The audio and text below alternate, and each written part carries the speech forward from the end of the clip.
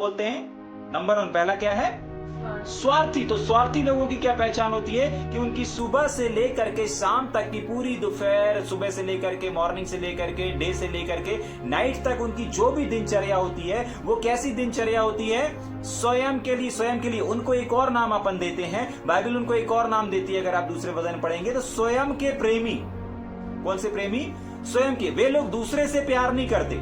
जो स्वार्थी लोग रहते हैं ना, वो दूसरों के लिए नहीं सोचते, दूसरों के लिए नहीं चाहते, दूसरों के लिए परिश्रम नहीं करते, लेकिन क्या करते हैं? खुद से प्यार करते हैं। उसको बोला जाता है, अगर आपको लिखना हो तो स्वयं के प्रेमी। क्या बोलेंगे उनको? स्वयं के प्रेमी, मतलब स्वयं से प्यार करने वाले लोग। ठीक है, अगर दूसरे शब्द में लिखना, स्वयं से प्यार करने वाले लोग जो स्वयं के बारे में सोचते हैं, स्वयं की चीजों को सोचते हैं, स्वयं के खाना, स्वयं का पीना, स्वयं के लिए सब कुछ स्वयं के लिए, लेकिन वो दूसरे के बारे में नहीं सोचते। ठीक है कि नहीं? उनकी सुबह से लेकर के रात्रि ही होती है किसके लिए? स्वयं के लिए। जाग रहे हैं?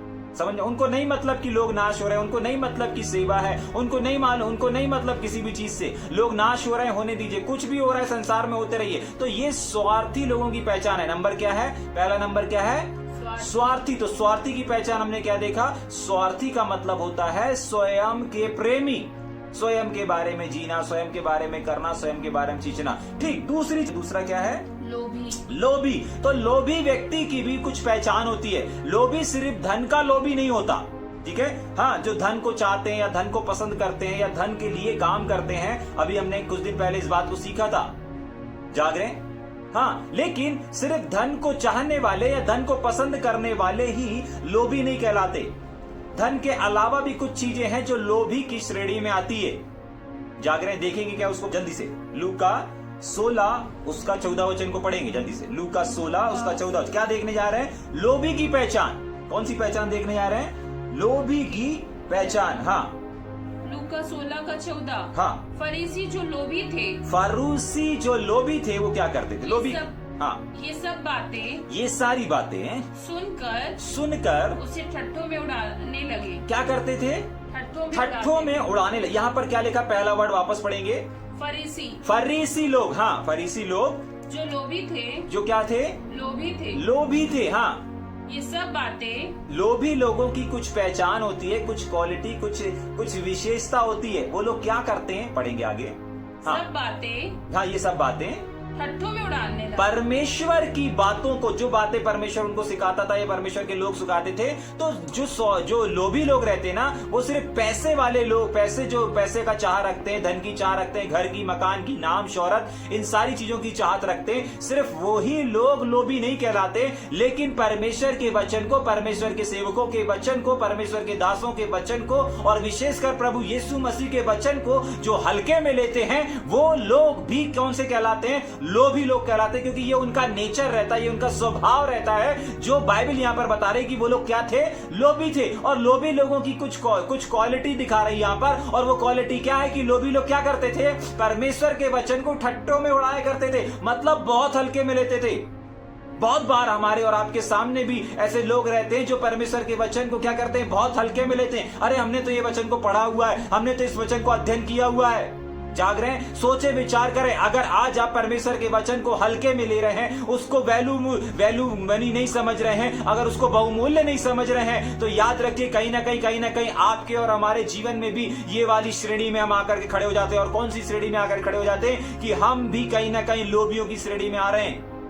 आप धन का हो सकता है लालच नहीं करते होंगे, आप हो सकता है नाम का लालच नहीं करते होंगे, हो सकता है पद का लालच नहीं करते होंगे, लेकिन अगर आप परमेश्वर के वचन को हल्के में ले रहे हैं, परमेश्वर के वचन का ठट्ठा उड़ा रहे हैं, मजाक उड़ा रहे हैं, तो भी आप लोभी की श्रेणी में आते हैं। और लोभ भी एक पाप है, लोभ भी एक गुनाह है, लोभ भी एक संसारिकता को दर्शाता है। जाग रहे हैं? समझ में आ रहा है या ऊपर से जा रहा है? एक और बार पढ़ के फिर आगे चलेंगे क्या? फरीसी जो लोभी थे। तो लोभी लोग की पहचान क्या होती? लोभी लोग कैसे होते हैं? हाँ, आगे। ये सारी बातें सुन करके यीशु मसीह के वचन की बातों को, प्रकाशन की बातों को, इन बातों को सुनने के बाद क्या किया? उसे ठट्ठे में उड़ाने लगे। आपको मालूम है, जो लोग, जो बातें, जो परमेश्वर का वचन आज आपके और हमारे तक पहुंच रहा है, अगर हम इन वचनों को सुनने के बाद, समझने के बाद, अगर इस पर अमल नहीं कर रहे हैं, तो हम इसको भी ठट्ठे में उड़ा रहे हैं, मतलब इसको भी हम हल्के में ले रहे हैं। अगर आपको किसी चीज को बोला जाता है कि ये चीज आपको करना है, अगर आपको सिखाया जाता है कि नहीं ऐसे से ऐसा पढ़ना है, नहीं ये चीज है, ये चीज है, बहुत सारे नियम, बहुत सारी बातें आप तक पहुंच रही है, बहुत सारे प्रकाशन आप तक पहुंच रहे हैं, और जो प्रतिदिन बाइबल अध्ययन करते हैं उनके पास तो जरूर निश्चय कोई ना कोई एक प्रकाशन तो जरूर पहुंचता होगा। जाग रहे हैं? और अगर वो पहुंच रहा है और अगर आप उस वचन, उस प्रकाशन के अनुसार अपने जीवन को व्यतीत नहीं कर रहे हैं, तो इस बात को याद रखिए कहीं ना कहीं आप भी उस वचन का अनादर कर रहे हैं, हल्के में ले रहे हैं। और बाइबल यहां पर बताती है कि हल्के में वचन को लेने वाला वह क्या कहलाता है?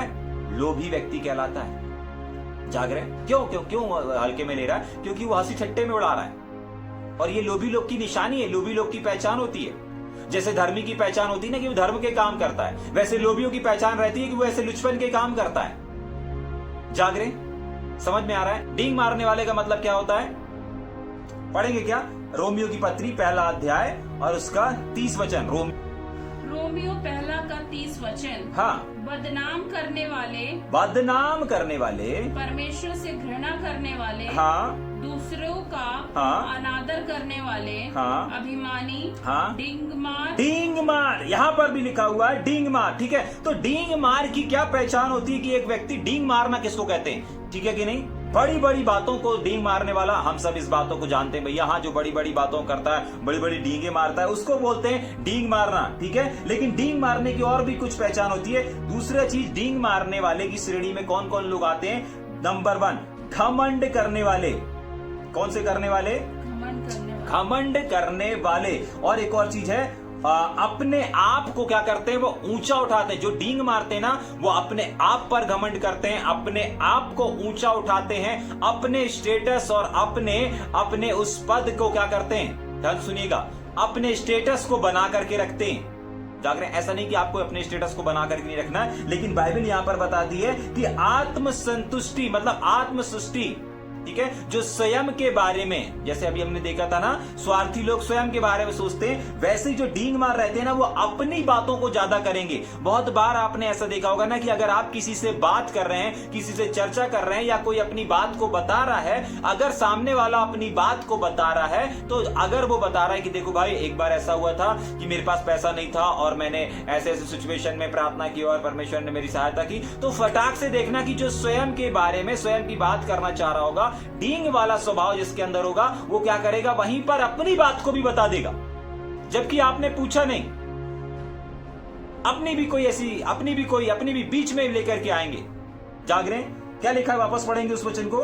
हाँ, बदनाम करने वाले, हाँ, परमेश्वर से घृणा करने वाले, हाँ, दूसरों का अनादर करने वाले, दूसरों का अनादर करके अपने आप को ऊंचा उठाने वाले। मतलब डींग मारने वाले की ये पहचान होती है कि वो किसको ऊंचा उठाते हैं अपने लाइफ में, अपने जीवन में। अगर सेवकाई में है तो अपने सेवकाई में स्वयं को ऊंचा उठाते हैं, खुद को ऊंचा उठाते हैं। ठीक है, वो अगर तारीफ भी कर रहे होंगे तो वो अपनी तारीफ करेंगे, अगर उनके साथ वाले होंगे तो वो भी अगर किसी की तारीफ कर, वो भी आएंगे तो वो भी अपने उनकी ही तारीफ करवाएंगे। ठीक है, मतलब उनको डींग मारना, स्वयं की बातों को करना, स्वयं की तारीफ को करना, ये इसको कहता है। ये सारे लक्षण किसके आते हैं?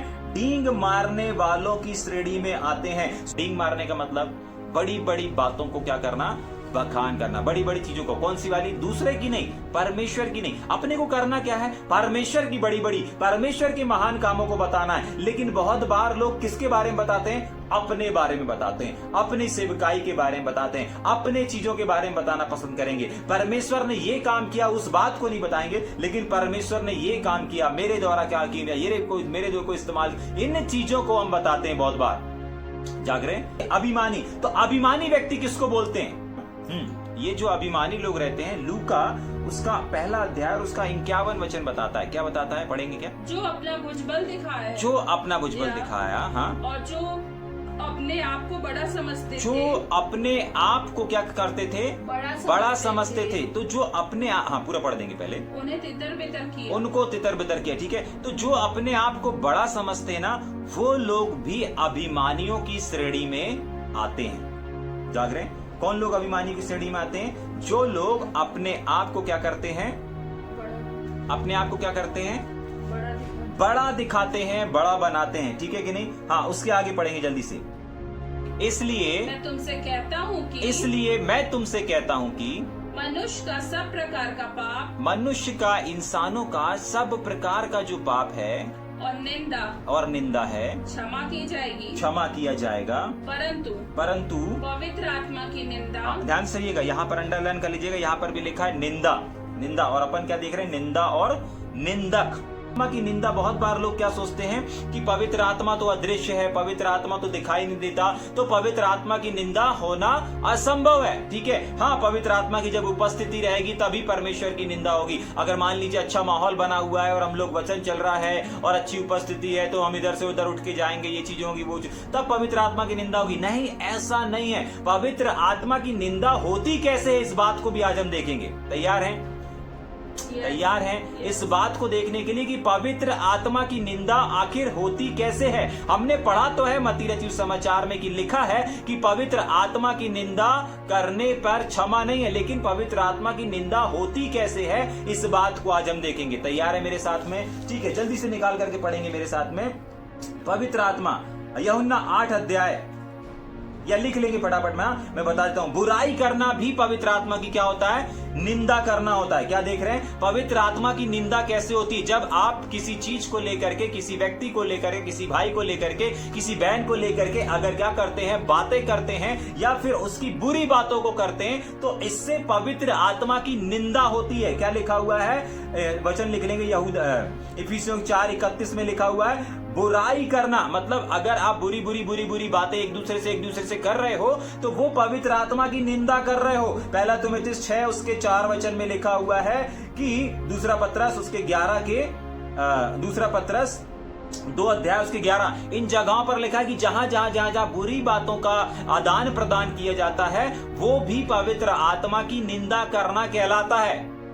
समझ पा रहे हैं? बुराई करना परमेश्वर की निंदा करना कहलाता है। जाग रहे? ठीक। मत्ती 27 के 39 में लिखा हुआ है, हंसी उड़ाना भी क्या होता है? बहुत बार अपन हंसी मजाक करते हैं ना, हंसी उड़ाना, समझ में आ रहा है? वो वाली हंसी नहीं, वो वाली मजाक नहीं जो हम क्या करते हैं, जॉय अनॉइंटिंग के लिए करते हैं, वो वाली हंसी मजाक नहीं। लेकिन हंसी वो वाली हंसी, जैसे मान लीजिए किसी का कोई वस्त्र फटा हुआ है, ठीक है, अगर किसी का शर्ट फटा हुआ है या कोई भी ऐसी चीज है, किसी का जूता फटा हुआ है, किसी की सैंडल फट गई है, तो बहुत बार अपन क्या करते हैं ना, देख करके उसका क्या करने लगते हैं, मजाक उड़ाने लगते हैं, हंसी करने लगते हैं, ठट्ठा करने लगते हैं। एक और चीज याद होगा ना, जब यीशु मसीह को कलवरी क्रूस पर चढ़ाया जा रहा था, तो वहां पर बहुत सारे ऐसे लोग थे जो उसको देख करके हंसी और ठट्ठा कर रहे थे ना, और क्या कह रहे थे कि अरे अपने आप को परमेश्वर का पुत्र कहने वाले, अपने परमेश्वर से बोल कि तुझे यहां से क्या करे, उतार ले। समझ पा रहे हैं? बेवजह का बात करना, और वो भी दूसरों का। समझ पा रहे हैं? जिससे लोगों को चोट पहुंच। अगर मान लीजिए आप ही का सैंडल टूट गया, आप घसीट के लेके जा रहे हो, ठीक है कि नहीं, आपको कोई देख करके हंसेगा, आपको अच्छा लगेगा क्या? आपका कोई वस्त्र फट गया रास्ते में सफर करते समय, ठीक है, अब उस फटे वस्त्र को देख करके कोई आपकी हंसी ठट्टा करेगा तो आपको अच्छा लगेगा क्या? नहीं। अगर मैन ऑफ गॉड की कोई, अगर परमेश्वर के जन की कोई इस प्रकार से ऐसी चीजों को करता है, जाग रहे हैं, याद रखिए पवित्र आत्मा की क्या करता है, वो निंदा करता है। समझ में आ रहा है? बुरी बातों को करना पवित्र आत्मा की निंदा को कहलाता है। किसी का हंसी ठट्ठा करना, किसी का मजाक बना देना, पवित्र आत्मा की निंदा करना होता है। ठीक है, और देखेंगे 1-2 बिंदु। हाँ, पहला कुरिन्थियों 4:13 में लिखा हुआ है, किसी को बदनाम करना भी पवित्र आत्मा की निंदा कहलाता है। किसी को का मतलब वो है परमेश्वर की जन। जाग रहे? समझ में आ रहा है? पहला कुरिन्थियों 4:13 में लिखा हुआ है, किसी को बदनाम करना भी पवित्र आत्मा की निंदा करना कहलाता है। पवित्र आत्मा दिखता नहीं है, इसका मतलब ये नहीं कि आप उसकी निंदा नहीं कर रहे हैं जाने अनजाने में। हो सकता है इससे पहले आप लोगों का मजाक बना देते होंगे, हो सकता है इससे पहले आप बुरी बातों को इधर से उधर कर देते होंगे, हो सकता है इससे पहले आप क्या कर देते होंगे, किसी को बदनाम कर देते होंगे। लेकिन आज की सुबह जब परमेश्वर का वचन आप तक पहुंचा है, तो परमेश्वर इस बात को चाहता है और इस चीज को आपके अंदर और इस चीज को आपके जीवन से देखना चाहता है कि सबसे पहली चीज की वो आपके जीवन से इन चीजों को दूर कर रहा है। आज का वचन सिर्फ इस बात के लिए नहीं पहुंचा है कि आप नोट्स बना लें, आप अपने विवेक में रख लें, लेकिन आज का वचन आप तक इसलिए पहुंच रहा है कि आप कहीं ना कहीं जाने अनजाने पवित्र आत्मा की क्या कर रहे थे, निंदा कर रहे थे। आपको नहीं मालूम कि ये चीजों से निंदा हो रही थी, लेकिन आज की सुबह परमेश्वर आपको और हमको इस बात को बता रहा है कि किसी के बारे में बुरी बात को करना भी परमेश्वर की आत्मा की निंदा करना होता है। किसी को बदनाम करना भी पवित्र आत्मा की निंदा करना होता है। लिखा हुआ है रोमी की पत्री उसका 3 अध्याय उसके 8 वचन में लिखा है, व्यर्थ अफवाहों को फैलाना। अफवाहों समझते हैं, व्यर्थ खबर को क्या कर देना, फैला देना। ठीक है कि नहीं? आपको सही से जानकारी नहीं है और अगर आप उसको यूं ही बिना समझे बिना जांचे अगर किसी चीज को, बहुत बार आपको यूट्यूब में व्हाट्सएप में कोई भी मैसेज आते हैं ना, आपको नहीं जानकारी कि सरकार ने वो नियम निकाला नहीं निकाला, कानून निकाला नहीं निकाला, ये सता हुआ नहीं हुआ, बहुत सारे बिना जानकारी के कुछ लोग रिचार्ज वाले मैसेज को फॉरवर्ड करते रहते हैं। जाग रहे? रिचार्ज वाले मैसेज को फॉरवर्ड करते रहते हैं कि अंबानी ने ये निकाल दिया, अंबानी ने वो निकाल दिया, आज उसका बर्थडे है तो ये हुआ, शादी है तो ये, बहुत सारी चीजों को निकालते रहते हैं और मैसेज इधर से उधर घुमाते रहते हैं। 5 लोगों को शेयर करो, 10 लोगों को शेयर करो तो ये मिल जाएगा, तुम्हारा रिचार्ज हो जाएगा, तुम्हारा, बहुत सारी अफवाह जिसके बारे में आप नहीं जानते, जिसकी जड़ को आप नहीं जानते। अगर आप उस चीज को फैला रहे हो, ठीक है, ये तो संसारिक चीज मैंने आपको बताया, लेकिन आत्मिक चीज में भी मैं बता रहा हूं, आत्मिक क्षेत्र में भी अगर आप परमेश्वर के किसी वचन की गहराई को नहीं जानते हो, अगर आप उसको फैला रहे हो, अगर आप किसी प्रकाशन को नहीं जानते, आप अगर किसी आपको जितना नहीं मालूम है, आप उस चीज को नहीं फैला सकते।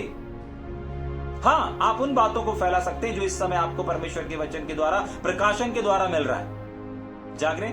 लेकिन आप उन बातों को नहीं फैला सकते जिन बातों की जड़ तक आप नहीं गए हैं। जाग रहे? आपको मालूम है बाइबल में लिखा हुआ है कि तू वचन का ऐसा प्रचार करने वाला ठहरना है तुझको और हमको। परमेश्वर पौलुस इस बात को बोलता है कि वचन का ऐसा प्रचार करने वाला बनना है जिसको कोई क्या ना कर सके, कोई ऑब्जेक्शन ना कर सके, कोई उसमें गलती ना निकालने पाए। और ऐसा कब होगा? जब आप भेद और प्रकाशन की बातों को बताएंगे। जब आप वचन का प्रचार करेंगे तो लोग बोल सकते नहीं, वचन ऐसा नहीं, ऐसा है, ऐसा नहीं, ऐसा है। लेकिन जब आप भेदों की बातों को बताएंगे, प्रकाशन की बातों को बताएंगे, तब जाकर के सामने वाला किसी भी प्रकार के नुक्स को नहीं निकाल पाएगा। नुक्स का मतलब किसी भी प्रकार की मिस्टेक को नहीं निकाल पाएगा, किसी भी प्रकार की गलतियों को नहीं निकाल पाएगा। जाग रहे हैं? तो व्यर्थ चीजों को फैलाना, चाहे संसारिक में हो चाहे आत्मिक क्षेत्र में, अगर आप ऐसा करते हैं तो आप पवित्र आत्मा के निंदक बन जाते हैं। तभी के लिए सावधान, कोई भी ऐसी बात को, कोई भी ऐसे संदेश को, कोई भी ऐसी चीजों को ना फैलाएं। जाग रहे? बहुत बार ऐसे मैसेजेस आते हैं कि कोई पापी ही होगा जो यीशु मसीह के इसको लाइक नहीं करेगा। अरे ये क्या है? सामने वाला अपने लाइक्स के लिए, सामने वाला अपने शेयर के लिए, सामने किसी भी चीज के लिए कर रहा, उसमें लिखा क्या है? जाग रहे? अगर आप लाइक कर दोगे, यीशु मसीह आशीर्वाद दे देगा, यीशु मसीह आपको दर्शन देगा। अरे ये सब क्या है? आपको नहीं मालूम उसकी जड़, आप इधर से उधर फॉरवर्ड करे जा रहे हैं। जाग रहे हैं? सावधान, पवित्र आत्मा की निंदा हो रही है। पवित्र आत्मा की निंदा नहीं हो रही है। आप एक बटन दबाएंगे, परमेश्वर आशीषों को बरसा देगा। क्या है? कोई स्कीम है? समझ पा रहे हैं क्या चल रहा है? ठीक, आगे आखिरी चीज को देख कर खत्म करेंगे ना। हाँ, माता पिता की आज्ञा टालने वाले। हाँ, माता पिता की आज्ञा टालने वाले। माता पिता की आज्ञा टालने वाले। माता पिता की आज्ञा टालने वाले। ठीक है कि नहीं? तो हर एक वो बच्चा, सिर्फ आज्ञा मतलब बात को मानने वाले की बात नहीं हो रही है। ठीक है कि नहीं? सिर्फ बात को मानना, इस चीज के बारे में नहीं बताया जा रहा है कि माता पिता की बात को ना मानना मतलब आज्ञा डाल देना ना। ठीक है, यही चीज है ना। लेकिन इसके साथ साथ इसकी श्रेणी में भी बहुत सारी चीजें आती हैं। पता है कौन सी चीजें आती हैं? हाँ, अगर बात को नहीं मान रहे हो तो आप तो अनादर कर ही रहे हो। ठीक है, लेकिन क्या लिखा हुआ है? वापस पढ़ेंगे, माता पिता की आज्ञा मतलब उनकी बात को टालना। ठीक है, अगर आप उसको किसी काम को बोल रहे हैं, किसी चीज को करने के लिए बोल रहे हैं, और अगर आप उस चीज को नहीं कर रहे हैं तो भी आप क्या कर रहे हैं? अपने माता पिता का बात को टाल रहे हैं। ठीक है, इस बात को समझिए, सिर्फ माता पिता की बात को मानना ही आज्ञा टालना नहीं होता, लेकिन अगर आप उनकी रिस्पेक्ट नहीं कर रहे हैं, उनको एक दर्जा नहीं दे रहे हैं, एक बड़ों का दर्जा नहीं दे रहे हैं कि आपके ऊपर कोई है, आपके ऊपर एक हेड है। जाग रहे? आपके ऊपर भी कोई है। समझ पा रहे हैं? आपके आदरणीय हैं। बहुत सारी चीजें आप माता पिता के सामने करते रहते, जबकि बहुत बार माता पिता के सामने आपको वो चीज नहीं करना है। समझ में आ रहा है? आप अगर उधम कर रहे हैं, आपके माता पिता हैं, शांत हो जाइए, आपको रिस्पेक्ट करना है। जैसे कोई बड़ा व्यक्ति आ जाता है ना, तो हम लोग क्या करते हैं? कुछ भी उधम करते रहते हैं, कुछ खेलते रहते तो छोड़ देते हैं, कुछ काम करते रहते तो छोड़ देते हैं। जाग रहे हैं? अगर टीवी देख रहे हैं आप और अगर कोई आपके घर में आने वाला है, हाँ मैं बस आने ही वाला हूं, आप फटाक से टीवी बंद कर देंगे उसके रिस्पेक्ट में कि नहीं वो आने वाले हैं। जाग रहे हैं? समझ में आ रहा है? होता ऐसी रिस्पेक्ट भी आपको देना है। सिर्फ बात को मान लेना ही उनका आदर करना नहीं होता, वो तो है ही, लेकिन साथ ही साथ आपको उनको माता पिता की रिस्पेक्ट देना है। मतलब उनको वो चीज देना है, उनको वो पदवी के योग्य आपको बताना है कि नहीं आप एक स्पेशल व्यक्ति हैं। हर एक बच्चों का, हर एक छोटे बड़े बच्चों का ये कर्तव्य है कि आपको इस बात को उनको एहसास दिलाना है कि नहीं आप इस घर के मुखिया हैं, आप इस घर के बड़े हैं। जाग रहे हैं? छोटी छोटी चीजों को शेयर करना है, छोटी छोटी बातों को बताना है, हम इस काम को करने जा रहे हैं, हम इस काम को करने वाले हैं। जाग रहे हैं? समझ में आ रहा है या ऊपर से जा रहा है? ठीक, आगे पढ़ेंगे जल्दी से। कृतज्ञ। हाँ, कृतज्ञ क्या लिखा हुआ है? कृतज्ञ। कृतज्ञ, हाँ कृतज्ञ क्या आपका 6वां अध्याय और उसका हाँ 35 वचन को पढ़ेंगे जल्दी से। वरन अपने शत्रु से प्रेम रखो। अपने शत्रु से क्या करके रखो? प्रेम रखो। प्रेम रखो और भलाई करो। और भलाई करो। और फिर पाने की आशा ना रख। फिर पाने की आशा ना रखकर। फिर पाने की आशा ना रखकर। हाँ बस, हाँ पढ़ेंगे पूरा पढ़ उधार देंगे। दो। क्या करो? उधार दो। तो कृतज्ञ लोग पता है क्या कौन कहलाते हैं? जो कुछ भलाई करने के बाद उसके बदले में चाहते हैं। अगर किसी के साथ किसी ने भलाई किया, अगर किसी ने किसी को गिफ्ट दिया, अगर किसी ने किसी को उपहार दिया और अगर वो उपहार देते समय ये अपेक्षा कर रहा है कि नहीं मैं ये उपहार दे रहा हूं बदले में मुझे भी उपहार मिलेगा, तो वो कहलाते हैं कृतज्ञ लोग। अगर किसी के साथ भलाई कर रहे हैं, अगर किसी के साथ अच्छाई कर रहे हैं, तो वो अगर उस अच्छाई के बदले में ये अपेक्षा कर रहा है कि नहीं कल मेरे जीवन में भी काम होगा तो मुझे भी इस चीज का इनसे फायदा होगा, इनसे लाभ होगा, तो वो कहलाते हैं कृतज्ञ लोग। समझ पा रहे हैं? अगर आज आपकी कोई मदद कर रहा है और बदले में मदद को चाह रहा है तो वो स्वार्थी नहीं लेकिन कृतज्ञ लाएगा।